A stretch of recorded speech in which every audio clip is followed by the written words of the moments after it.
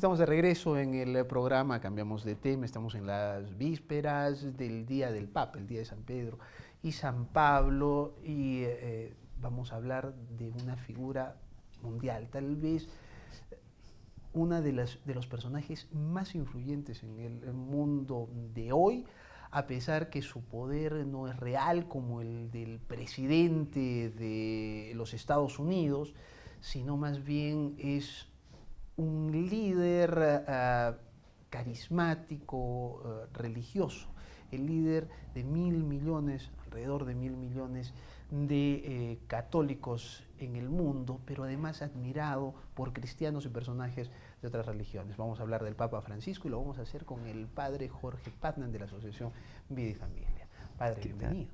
Muchas gracias. ¿Qué tal? Buenas tardes, Enrique. ¿Cómo estás? Encantado yo de estar aquí.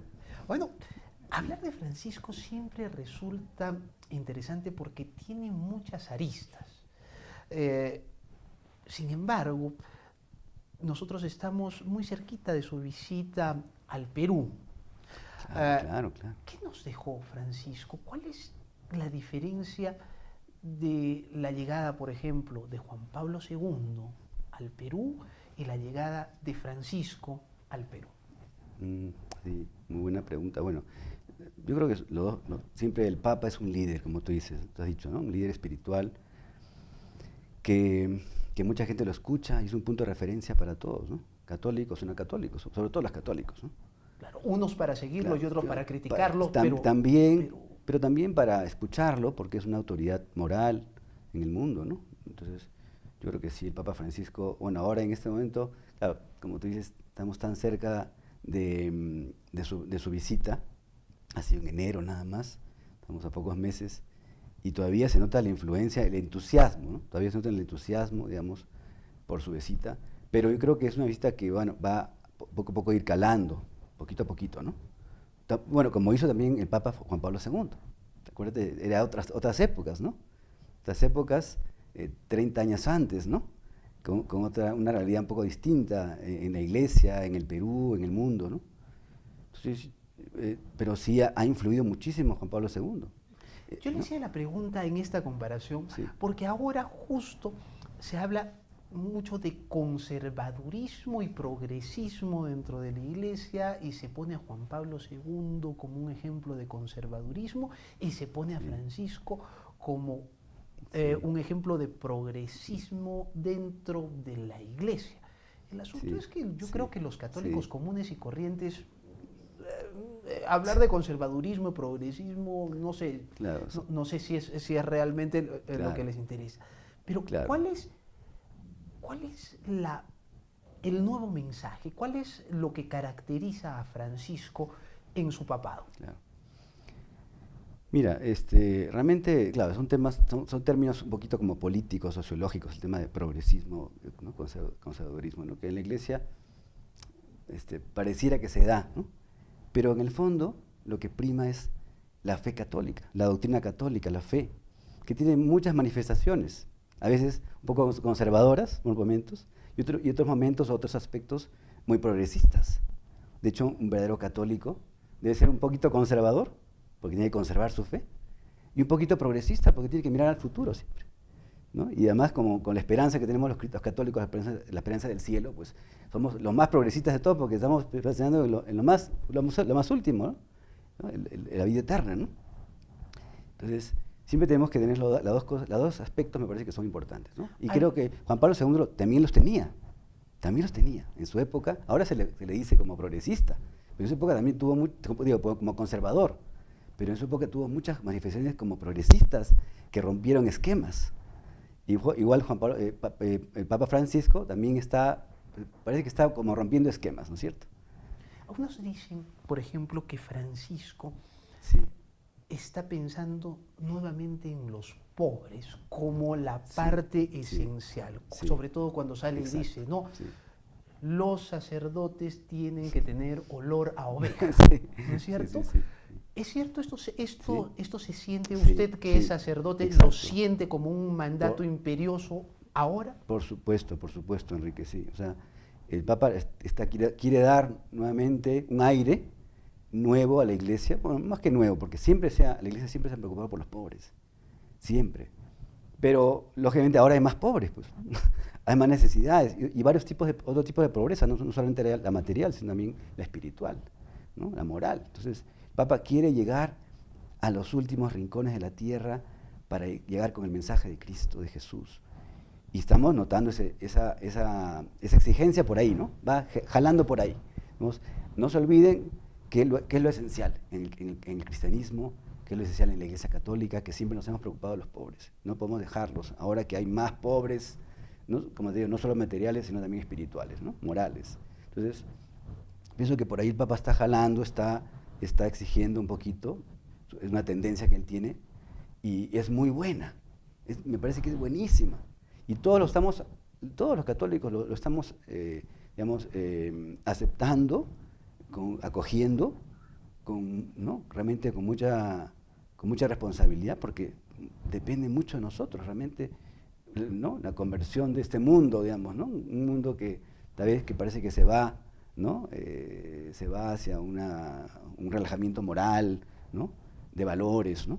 Entonces, ahora el Papa dice, bueno, los verdaderos valores son preocuparse por los demás, y sobre todo por los más necesitados. ¿Y cómo es esa preocupación?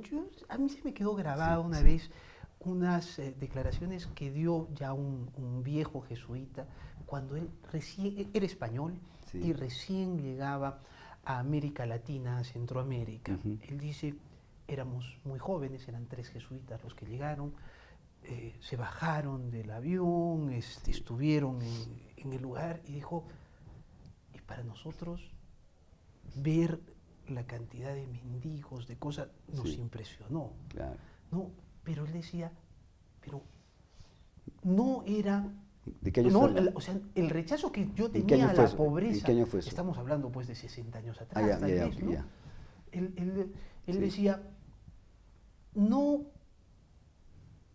o sea, la impresión que teníamos de la pobreza que mirábamos era, y el rechazo que sentíamos hacia ella era porque la pobreza se veía mal y olía mal. Y pasó mucho tiempo para que yo, decía él, pudiera sentir por los seres humanos que sufrían. O sea, Claro, es cierto, el claro, rechazo a la pobreza claro, era, y era claro, un sacerdote, ¿no claro, es cierto? Y era un sacerdote claro, joven, o claro. sea, con entusiasmo, pero eso suele pasar, eso ha pasado dentro de la iglesia. Sí. En algún momento la iglesia le ha disgustado la pobreza porque se ve mal y porque huele mal, y se ha alejado del ser humano como tal, de sacarlo de la pobreza, decirle, Claro, la pobreza claro. evangélica no es esto. Claro. Dios no quiere que seas Claro, pobre. claro, lógico. Bueno, ahí tenemos a la Madre Teresa de Calcuta, ¿no? Que es una santa, pues que se ha dedicado especialmente a los más pobres y miserables, ¿no? Que realmente sí son los que más olían mal, pues estaban en la calle tirados, ¿no? Sin asearse, sin comer, ¿no? Gente ¿no? Muy indigente, ¿no? Bueno, hay mucha gente en la Iglesia Católica que se ha dedicado también a ellos. Ahora, pero, lógicamente, esa pobreza humanamente puede rechazar un poquito. Pero el Papa nos está diciendo que Jesús no rechazó a nadie. Al contrario, también atendió a los pobres de la calle, los mendigos, los más sucios, los leprosos. Acuérdate, los leprosos eran, pues, ¿no? los más rechazados de la sociedad. No podían ni siquiera entrar a la ciudad. Y curaba a los leprosos. Entonces, que no nos olvidemos de eso. Que esa pobre, si quieres, puedes curarme. Sí, así quiero. es, claro. Si ¿No? quieres puedes limpiarme, puedes curarme, decían los leprosos. Y Jesús siempre curaba a todos, ¿no? Entonces, claro, el Papa nos habla de un tema que es un tema muy esencial en la Iglesia Católica, en la doctrina cristiana, que es la misericordia. Esta es la respuesta. ¿Cómo puede un católico, no solamente los sacerdotes, todos somos parte de la Iglesia, religiosos, sacerdotes, ¿no? Desde los obispos hasta los últimos católicos que han sido bautizados, ¿no? Familias católicas, los niños, todos, ¿cómo pueden acercarse a la pobreza? Con la misericordia. Tenemos que ir a una pausa. Sí, perfecto. Estoy con el padre Jorge Patman de la Asociación Vida y Familia, y estamos hablando del Papa Francisco en las vísperas del día de San Pedro y San Pablo. Tras la pausa, seguimos en Modo Avión. Gracias.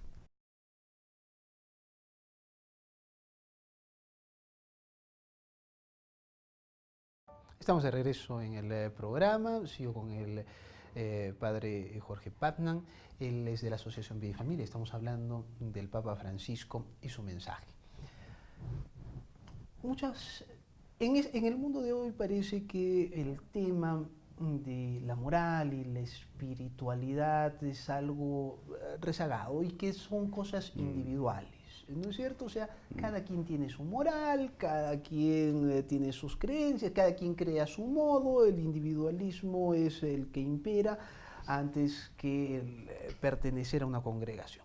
Pero el Papa es el líder de 1.000 millones de católicos, es el líder religioso más importante, sobre todo en Occidente, ¿no es cierto? Sí, así es. Entonces, ¿cuál es el mensaje de Francisco en el siglo XXI, en el siglo de los individualismos y de lo que dijo ya, no solo él, sino los anteriores papas, del relativismo? Exacto.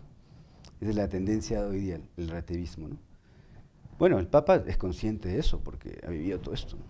Él también, con Juan Pablo II, con Benedicto XVI, ha vivido, siendo además de la jerarquía de la Iglesia, ya era pues obispo, arzobispo, ¿no? Cardenal, ¿no? Con Benedicto, con Juan Pablo II. Entonces, se ha vivido todos esos problemas, por supuesto, muy de cerca, ¿no? Y es consciente de que el gran problema de hoy día es el relativismo moral. Pero bueno, a él le preocupa como a todos nos tiene que preocupar de alguna manera, ¿no? Que el hombre de hoy se dé cuenta pues, que hay una verdad y además con un nombre además que es Jesucristo, ¿no? La verdad, yo soy el camino, la verdad y la vida, ¿no?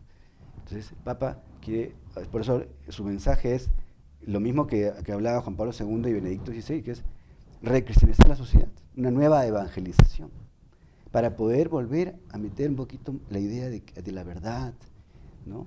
De que hay un fin último del hombre, que hay una moral, ¿no? Y que hay un bien, que uno persigue el bien, ¿no? No persigue pues, el mal, ¿no? Entonces, la moral tiene que ver con el bien, con la verdad.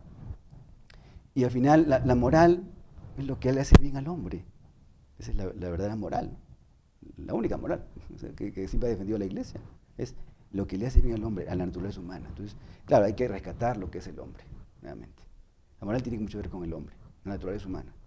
Entonces, y el Papa, por eso también las últimas cartas del Papa tienen que ver con eso, sobre la familia, sobre, ¿no?, el cuidado de la familia, sobre la ecología, el cuidado del mundo, de la tierra, ¿no? Hay que cuidarla, es un tema moral.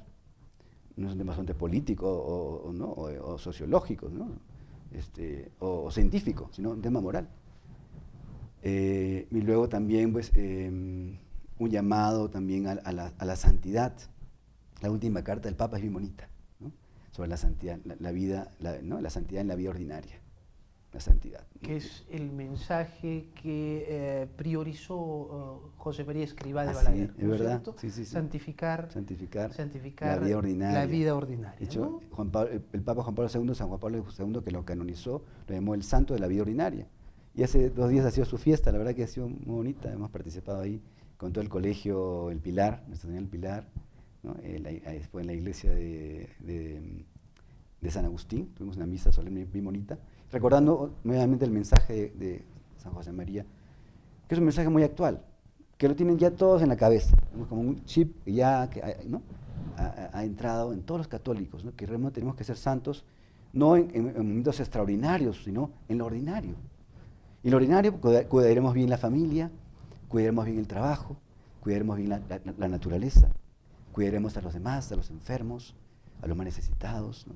O sea, si todos los católicos tuviéramos esa conciencia realmente de santificar cada momento de nuestra vida, de nuestro trabajo, ¿cuánto bien se haría, ¿no es cierto? Y lo dice el Papa Francisco en su última carta, ¿no? Vivir las obras de misericordia, ¿no?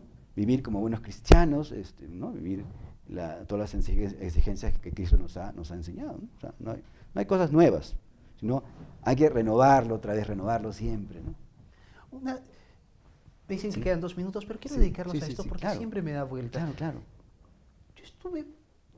Parece que siempre, o sea, parece que los católicos o la fe católica se centra no en avivamientos como suelen hacerlo los evangélicos. Los evangélicos parece que siempre están contentos y parece que los católicos siempre están acongojados, ¿no es cierto? Es la fiesta de, yo no sé, pongamos el Sagrado Corazón de Jesús. Claro. Sale la procesión y no es de alegría, sino es de dolor por el pecado y esas cosas. ¿Por qué la Iglesia Católica, yo no sé si es así en todo el mundo, la verdad es que no estoy en el asunto, ¿no? Pero ¿por qué por lo menos acá en nuestros medios suele ser muy lastimera, muy acongojada y no tan alegre como suele darse, por ejemplo, en el cristianismo evangélico? Sí, bueno, toda comparación no es buena, ¿no? Pero ellos tienen su estilo, ¿no? Su estilo así muy alegre, por supuesto, ¿no? Bueno, yo creo que es una cosa buena que también hemos aprendido nosotros, ¿no? Ahora muchas misas, muchas liturgias, muchas reuniones, también hay un poquito más de este espíritu carismático, ¿no? No es malo, es bueno que sea así. Pero la alegría, no te olvides, Enrique, la llevamos por dentro, ¿no? O sea, es verdad que hay que manifestarla muchas veces, pero no olvidarnos también que esa alegría depende de la lucha, ¿no? Que esa